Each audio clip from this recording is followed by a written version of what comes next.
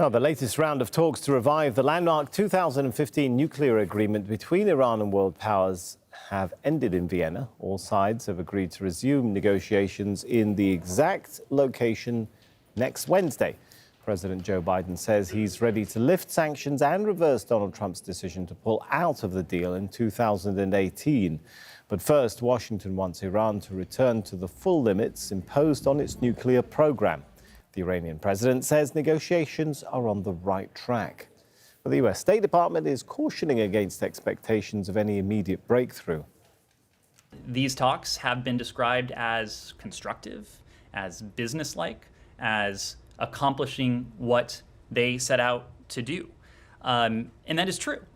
We would characterize it that way as well. We would also, however, hasten to not allow expectations to outpace where we are. After all, we have said this will be hard.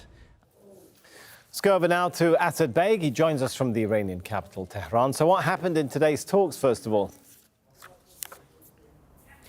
Well, we understand that they've been talking about technicalities about how this would actually work, what's required from the United States in terms of lifting sanctions, and what the United States and the Europeans expect from Iran in terms of taking those measures to reduce or reverse the steps that they've taken in their nuclear program. But it's not a done deal, of course. But Abbas Araghchi, one of the chief negotiators for Iran, has said that Iran is serious and they want the other side to be serious. And if they see that they're not, then they won't continue the talks. But ultimately, they will be coming back to Vienna next week. But for the Iranians, they have to come back to here, Tehran, and discuss with the supreme leader, Ayatollah Ali Khamenei. He is the spiritual and political leader of this country, and no deal, no agreement will be signed off until he says so. But there's also the aspect of the internal political factions inside here in Iran. Parliament is dominated by conservatives who were never for the agreement in the first place. President Hassan Rouhani is from the reformist